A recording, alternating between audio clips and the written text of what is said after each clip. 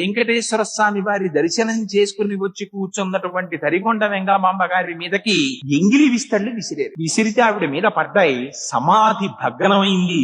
ఆవిడ వెంటనే శపించారు, ఈనాటితో నీ వంశం సరి, మీరు నెత్తురుకకు మరణిస్తారన్నారు. ఉత్తర క్షణం ప్రధాన అర్చకుడితో సహా కుటుంబంలో ఉన్న వాళ్ళందరూ నెత్తురు కక్కుకుంటే ఒక్క కొడుకు మాత్రం పాక్కుంటూ వచ్చి వెంగమాంబ గారి పాదాల మీద పడ్డాడు. పడితే ఆనాడు ఆవిడ అభయం ఇచ్చారు, మీ వంశంలో ఒక్కడు మాత్రం బతుకుతూ ఉంటాడు ఇవాళ నుంచి. అందుకే ఇప్పటికీ తిరుమల దేవాలయంలో ప్రభుత్వం తరపున ఉన్నటువంటి ప్రధాన అర్చకుల కుటుంబంలో ఒక్కడు మాత్రమే బతుకుతూ ఉంటాడు. ఆనాడు తరిగొండ వెంగమాంబ గారి ఇచ్చినటువంటి శాపం ఇవాళకి కూడా తిరుమలలో అలాగే పరిపాలన చేస్తోంది. ఆవిడ రాను రాను ఆవిడ వెంకటాచల వైభవం అని పుస్తకం రాశారు. కొండ మీదకెళ్ళి ఆ పుస్తకం రాసి కాపీ తీసుకుని ఇంటికి వస్తే పెళ్లి కాని పిల్లలకి పెళ్లిళ్ళు అయ్యి. అందుకని ఆవిడ దర్శనానికి వెళ్లే వాళ్ళ సంఖ్య ఎక్కువైపోతే ఆవిడకి ఏకాంతం తగ్గిపోయి వెంకటేశ్వర స్వామి వారిని ప్రార్థన చేస్తే దూరంగా తుంగురు కోన అని ఆ కోనలో తపస్సు చేస్తూ అంతర్ముఖురాలై ఉండేవారు. రాత్రి వేళ సొరంగ మార్గంలో వచ్చి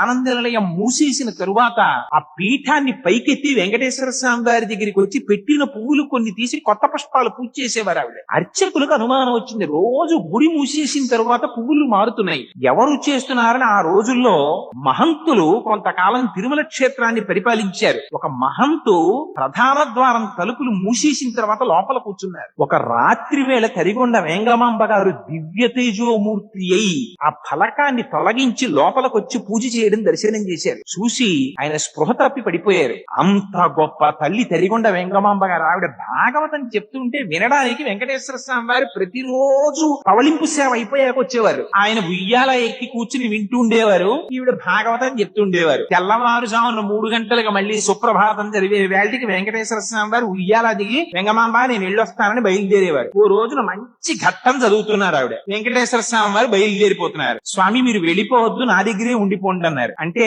ఆయన అన్నారు, నీలాగే ఎందరో భక్తులు ఉన్నారు కదా వెంగమాంబ, వాళ్ళందరినీ కాపాడాలి కదా, బయలుదేరుతున్నానన్నారు. స్వామి మీరు అలా వెళ్ళిపోవడానికి వీల్లేదని చెప్పి ఆవిడ నిగ్రహిస్తున్న సమయంలో అక్కడ సుప్రభాతం వినపడింది. వెంకటేశ్వర స్వామి వారు హఠాత్తుగా ఉయ్యాలలోంచి లేచి అంతర్ధానం అయిపోదాం అనుకుంటున్న సమయంలో ఆయన పంచెని పట్టుకుంది ఆవిడ. పట్టుకుంటే ఆ పంచ పర్రున సగానికి చిరిగిపోయి వెంకటేశ్వర స్వామి అంతర్ధానం అయిపోయి శేషశైలంలోకి వెళ్ళిపోయారు.